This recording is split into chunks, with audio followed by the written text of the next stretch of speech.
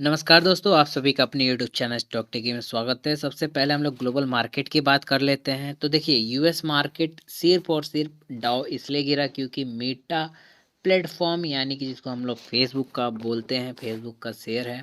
पहले फेसबुक था, अब मेटा हो गया। तो उसके अर्निंग अच्छे नहीं है, इसकी वजह से यूएस मार्केट गिर गया। कोई लॉजिक नहीं बनता, ठीक है। और हमारे मार्केट डे बाई डे जो है इक्विटीज़ मार्केट एफआईआई सेल कर रहे हैं, और डीआईएस भी कल इन्होंने सेलिंग स्टार्ट की है, और मैं भी आज देखते हैं कि क्या हाल रहता है, ठीक है। अब बात रहती है करेंसी मार्केट का। तो देखिए, करेंसी मार्केट के अंदर लगातार हमने इस वीक 2 दिन छोड़ के, कल और आज छोड़ के, हमने लगातार प्रॉफिट बुक किया है। बहुत अच्छा, वेल एंड गुड, अच्छी बात है।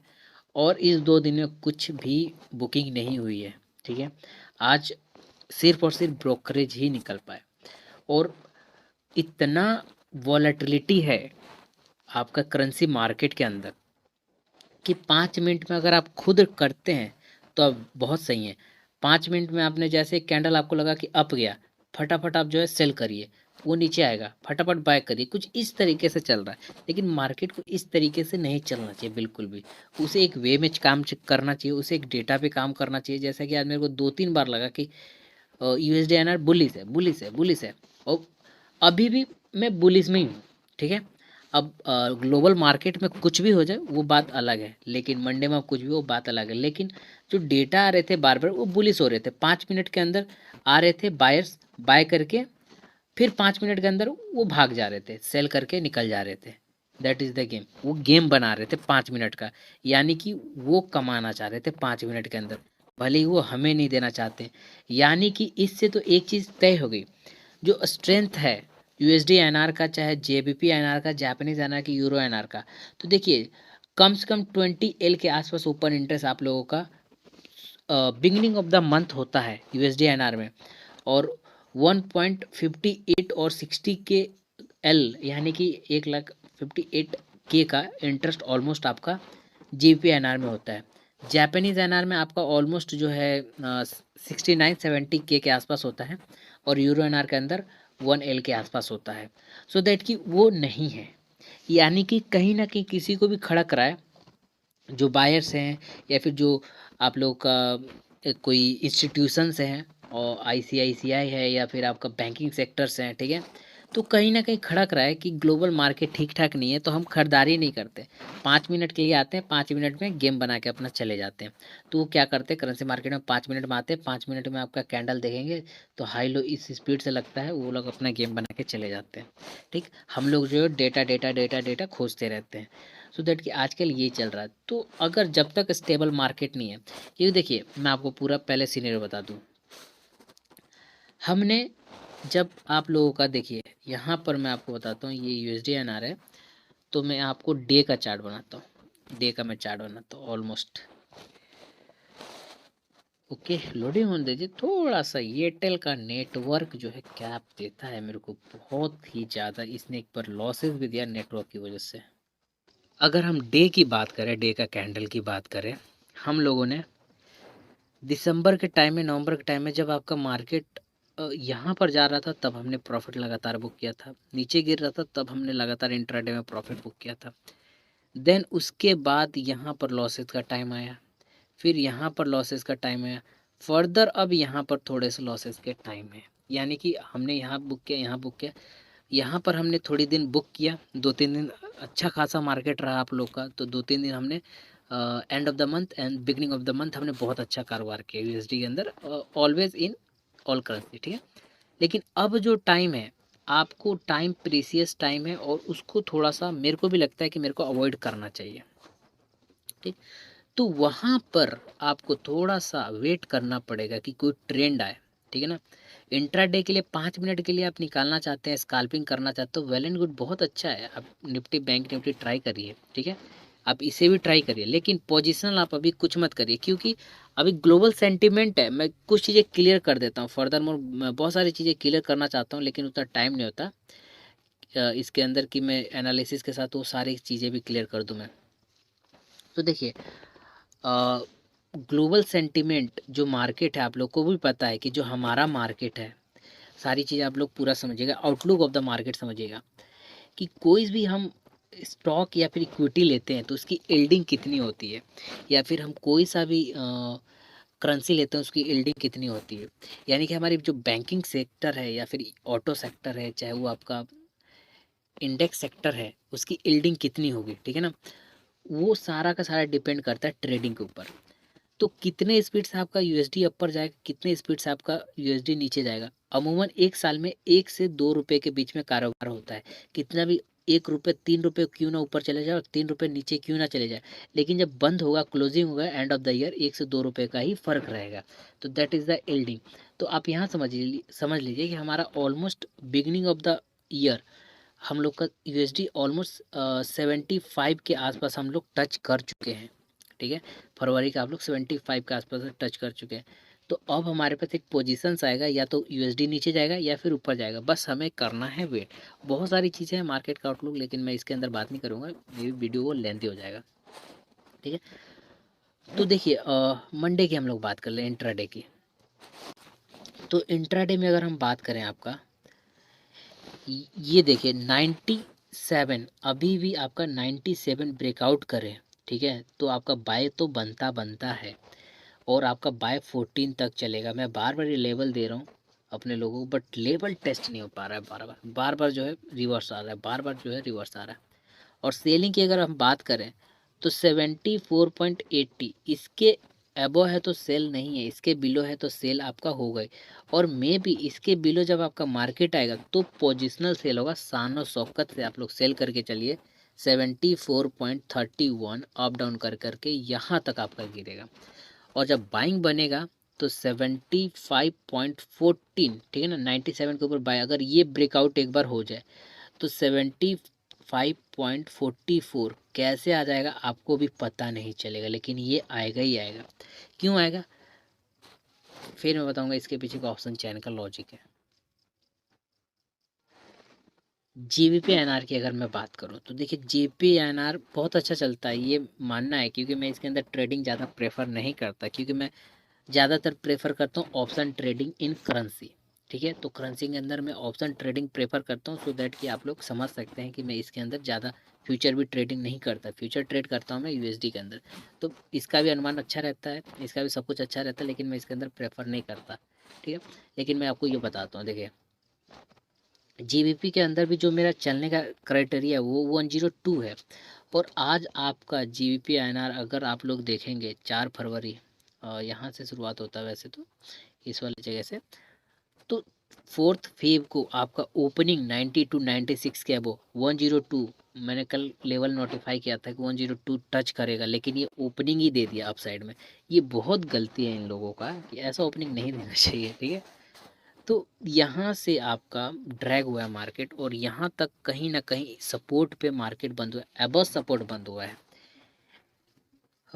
एबव सपोर्ट जो है 44 है, ठीक। अब मैं इसका रिकमेंडेशन आपको बताता हूँ। यूएसडी एनआर में 10162 जब तक ब्रेकआउट ना हो तब तक बाय नहीं करना, 10144 जब तक ब्रेकडाउन ना हो तब तक सेल नहीं करना। अगर ये ब्रेकडाउन होता है तो 10125 तक आपका मार्केट गिरेगा, इंट्राडे की बात कर रहा हूँ। और ये अगर ब्रेकआउट होगा 10182 पहला टारगेट होगा, और दूसरा आपका 97 तक जाएगा, 102 भी टच कर सकता है इंट्राडे के अंदर। यूरो एनआर की बात कर लेते हैं। तो यूरोपियन सेंट्रल बैंक ने बहुत अच्छा डिसीजन लिया है इंटरेस्ट रेट को सेम रखने के लिए, इसलिए ये बुलिश ओपन हुआ।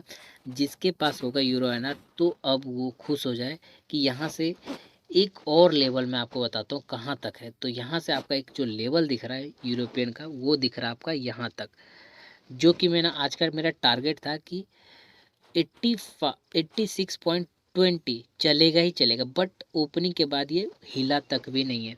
और बीच में जो रजिस्टेंस है वो ऑलमोस्ट 86 का है, बट ये नेक्स्ट लेवल का रजिस्टेंस है 86.20 पैसे का। सो दैट आप लोग को कीप व्यू रखना है इसके ऊपर 86.20 के ऊपर, ठीक है। तो अगर यहाँ से आपका मार्केट चला 85.20 के ऊपर, अगर मार्केट चला, समझ लीजिए सीधा आपका मार्केट यहाँ पर जाके रुकेगा। 82, सॉरी 20 नहीं है, 82 है, ठीक है ना, 82। अगर इस रजिस्टेंस के अबव अगर मार्केट चला एक तो रेजिस्टेंस के अबव मार्केट क्लोजिंग दे रहा है, बहुत अच्छी बात है। और अगर चला तो 8620 पर रुकेगा ही रुकेगा, कोई नहीं रोक सकता। एक तो मार्केट यहाँ से गिरा तो पहला सपोर्ट 67 पे लेगा ये, ठीक है। और अगर 67 ब्रेक डाउन कर देता है, ठीक है, तो आपको 51 तक गिरेगा, पता भी नहीं चलेगा इंट्राडे के अंदर। That is the level. But ये सपोर्ट है तो यहाँ पर सपोर्ट लेगा, ज़्यादा से ज़्यादा 64 62 तक आ जाए, लेकिन 62 तक आके सपोर्ट आपका लेगा। एंड जापानीज एनआर हो गया मेरे ख्याल से, जापानीज एनआर का आपका नहीं, जापानीज एनआर अभी एनालिसिस में नहीं हुआ। देखिए जापानीज एनआर का क्या है, ऑलमोस्ट बार बार जापानीज एनआर इसी लेवल को टच कर रहा है। पहले इस लेवल को टच कर रहा था, फिर इस लेवल के ऊपर गया, और फिर उसके बाद ये इसी लेवल पे वापस आ गया। ऑलमोस्ट ये सपोर्ट भी इसी लेवल पे सपोर्ट लेगा, आज मार्केट ऊपर भी गया और इसी एक जोन में ये ट्रैवल कर रहा है। वो जोन है आपका 29 टू 17 पैसा, 15 पैसा, ठीक है। ये 15 पैसे के बीच में ट्रैवलिंग कर रहा है ये। तो इसका भी मैं जोन आपको बता देता हूँ। देखिए जापानीज़ का जो कुछ पॉलिसीज़ आ रही हैं, पॉलिसीज़ की वजह से जापान जो है वो तरक्की कर रहा है, डेवलपमेंट हो रहा है उसके अंदर। तो इसलिए उन लोगों का करेंसी बढ़ रहा है, हमारा करेंसी डिप्रिशिएट हो रहा है। तो सिंपल सी बात है, यहाँ पर आपका बुलिश व्यू रखना चाहिए। लेकिन आरबीआई का जब भी इंटरवेंशन हो जाएगा तो 1 से 2 दिन में बुलिश व्यू आपका ख़त्म कर देगा। तो दैट इंट्राडे करिए, खुश रहिए, कभी भी इसको लॉन्ग या शॉर्ट मत करिए। आरबीआई एक बार आएगा, चीज़ों को सब कुछ उलट पलट कर देगा। 72 लेके चला जाएगा यूएसडी को, जीपी को 100 लेके चला जाएगा, और जापानीज़ को जो है आप लोग का तगड़ा 63 62 पे लेके चला जाएगा। अब ऐसा क्यों? देखिए अगर आप न्यूज़ देखते न्यूज़ सुनते हैं तो आरबीआई ने अपना हाल ही में फॉरेक्स रिजर्व बहुत ज़्यादा बढ़ाया है। दैट मीन्स कि उन्होंने डॉलर्स तो खरीदे हैं, लेकिन जब वो बेचना स्टार्ट करेंगे अपनी करेंसी को बढ़ाने के लिए, सिंपल सी बात है, डॉलर जेपीएनआर यूरोनर सबको सेल कर देंगे वो लोग, ठीक। तो उसका इंट्रोडक्शन है, उससे पहले आप लोग इंट्राडे में करिए, पोजीशन मत लीजिए। अब देखिए यहाँ से मार्केट आपका अप गया था और यहाँ से आपका मार्केट डाउन गया था। और अभी मैं आपको बता रहा हूँ कि 27 अगर ये ब्रेकआउट होता है तो ही एक बाइंग लेवल बनेगा 40 तक के लिए, ठीक है। 40 अगर ब्रेकआउट होता है, ये है आपका 65 रुपीज़ 40 पैसा। अगर ब्रेकआउट होता है तो 40 या 50 आप एक्सपेक्ट कर सकते हैं। नीचे की बात करें तो नीचे में आपका 14 पैसा अगर ब्रेक डाउन होता है, 65 रुपीज़ 14 पैसा, तो आपके पास पहला जो लेवल आएगा 65.05 का, ये आना ही आना है। अगर ये ब्रेक डाउन होता है तो 64.92 आएगा धीरे धीरे, ठीक है। सो दैट कि ये आप लोग का हो गया एक एनालिसिस। अब बढ़ते हैं हम लोग डॉलर इंडेक्स की तरफ एक बार। अगर मैं डॉलर इंडेक्स की बात करूं तो ईयर ऑन ईयर इसका 3 मंथ का परफॉर्मेंस 1 मंथ का परफॉर्मेंस माइनस में है, और 5 डेज का परफॉर्मेंस माइनस में, ईयर का आपका ईयर डे का माइनस में। बट ओवरऑल अगर ईयर की परफॉर्मेंस देखा जाए तो 5% प्लस में है, यानी कि डॉलर के अंदर बहुत स्ट्रेंथ है अभी फ़िलहाल में अगर देखा जाए तो। और अभी आप लोगों के लिए देखिए एकदम इसने ब्रेकआउट किया 95.42 का, और इसके ऊपर बहुत तगड़ा अप जा रहा है और सस्टेन भी कर रहा है। सिंपल सी बात है। तो यहाँ तो हम जान सकते हैं कि डॉलर के अंदर सेलिंग अभी नहीं है। और डॉलर इंडेक्स का वो ऑब्जेक्टिव क्या है? देखिए डॉलर इंडेक्स सिर्फ और सिर्फ डॉलर्स को मिलके नहीं बना। आप अमेरिका में कोई सा भी ट्रेड करते हैं तो आप जिस भी कंट्री से करते हैं अमेरिका से ट्रेड, तो उस कंट्री जैसे यूरो यूएसडी हो गया, ठीक है ना, तो यूरो, ठीक है, USD and odd USD Australian dollar USD, तो जितने भी आप फॉरेक्स मार्केट में करेंसी ट्रेडिंग करते हैं उन लोगों का स्ट्रेंथ ये डॉलर इंडेक्स बताता है। यानी कि डॉलर इंडेक्स जितना स्पीड रहेगा इन सब का जो है जो वॉलेटिलिटी और जो आने वाले मूवमेंट वो आपका ड्राइव्ड होगा, as well as USD INR, ठीक है ना। तो जिस तरीके का स्ट्रेंथ इसके अंदर रहेगा तो आपका यूएसडी उस तरीके से वर्क करता है। और ये सारे करेंसीज का मिश्रण होता है, कॉन्स्टिट्यूशन कंपोनेंट होता है जो स्ट्रेंथ दिखाता है यूएस कंट्रीज़ का, ठीक है ना। तो दैट की आप लोग ये बात समझ गए होंगे। अभी फ़िलहाल के लिए देखा जाए तो आप लोगों का एशियन मार्केट ऑलमोस्ट फ्लैट है हैंसेंग को छोड़ के। हैंसेंग को इसलिए छोड़ के क्योंकि सिंगापुर में कुछ एक अच्छा सा न्यूज़ है, वहाँ पर जो स्टॉक्स हैं, आईटी स्टॉक्स है वो बड़ी अच्छी चली हैं।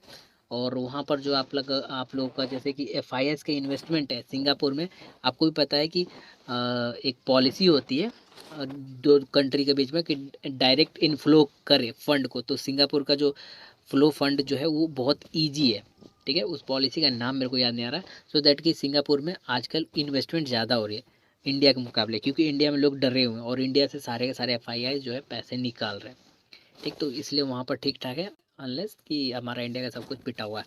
जय हिंद दोस्तों, जय भारत। अभी करना तो बहुत कुछ है बट टाइम उतना इसके अंदर मैं नहीं दूंगा, क्योंकि एनालिसिस वीडियो अलग ही चला जाएगा।